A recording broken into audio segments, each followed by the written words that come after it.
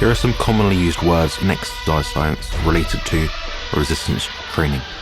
A repetition or a rep is one complete movement of an exercise. A set is a group of repetitions performed consecutively. Load is the amount of weight or resistance used in an exercise. Intensity is the level of a difficulty or effort exerted during an exercise. Volume is the total amount of work performed during a training session, which might be sets times reps times load.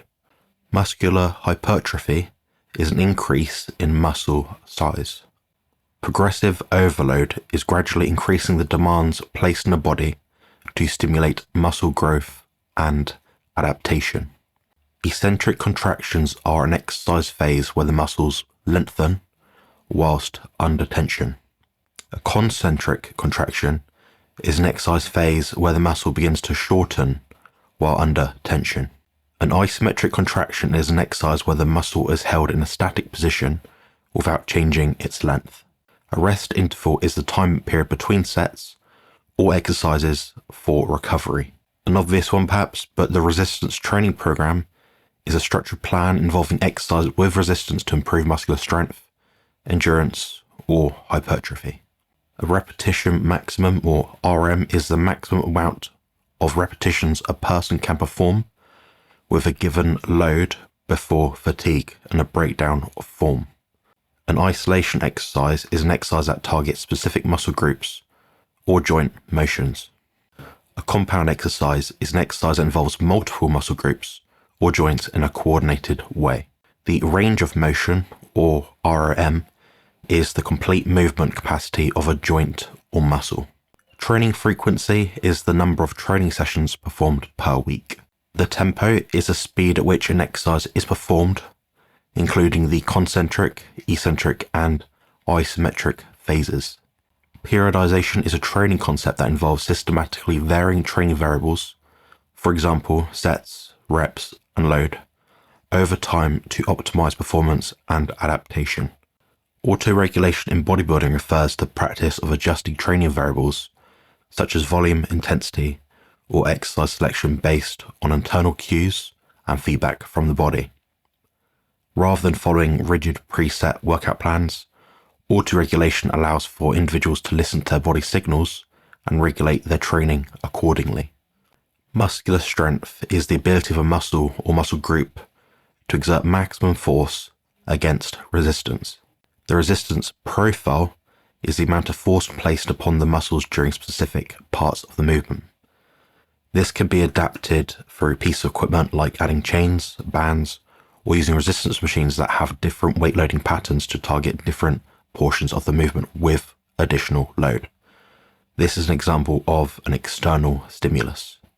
The strength profile is similar to the resistance profile, but it refers to the strength level of a muscle group when at specific parts of the movement. An example would be how to perform a push-up that might be easiest is when the arms are locked out in the concentric phase of the movement. However, it is hardest when the torso is closest to the floor with bent elbows. This can be adapted to keep continuous tension in the muscles by adding a band, chains, or other torso weight to increase the resistance when the lifting is considered the least challenging. Technical muscular failure is the failure which occurs when an individual is no longer able to perform an exercise with proper form and technique, despite having more physical energy and strength. It indicates a breakdown in the neuromuscular condition and indicates that the targeted muscles have reached their limit of functioning efficiency. Concentric muscular failure is the point at which a muscle can no longer complete the lifting or pushing phase, positive phase of an exercise against a given resistance. For example, when performing a biceps curl, it would refer to the inability to raise the weight against gravity. Concentric failure indicates that the muscle has exhausted its ability to generate force to overcome the load that you're trying to lift. Isometric failure occurs when a muscle reaches its maximal tension but remains static in length without any change. In other words, the muscle contracts and holds a position against a resistance without moving. This can be seen when performing exercises like a plank or a wall set, where the muscle is under constant tension without any joint movements. Now, isometric failure indicates that the muscle can no longer sustain the static or standstill position. Eccentric failure happens when a muscle is no longer able to control the lowering phase or negative phase of an exercise against resistance. For example, would be the inability to lower a weight back down during a bicep curl. Eccentric failure suggests that the perceived muscle limit has been achieved, and it is a way of controlling the lengthening of the muscle fibers under tension. So I usually recommend people to train to eccentric muscular failure if they're particularly advanced. Rate of perceived exertion, or RPE, is a tool that some people use in resistance training to assess how hard you're working during exercise.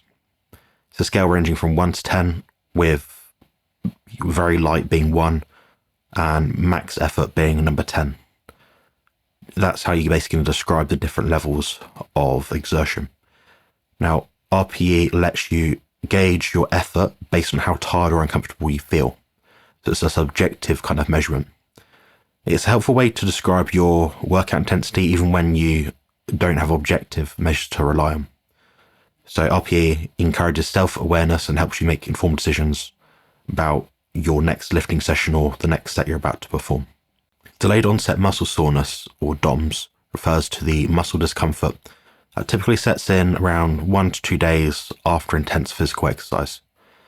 It's the result of small-scale muscular fiber damage that occurs during exercise, particularly when engaging in new or challenging novel movements.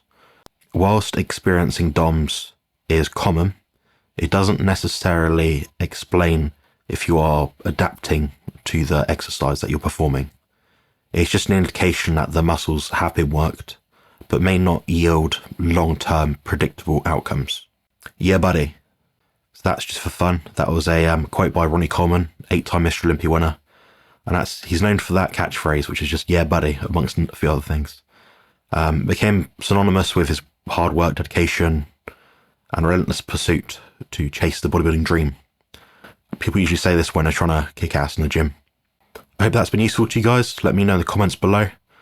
And perhaps you have some different ways to explain things. Perhaps you've got some different words in your vocabulary. I'll be keen to hear those, so let me know. Cheers. Build muscle and lose fat on the carnivore diet.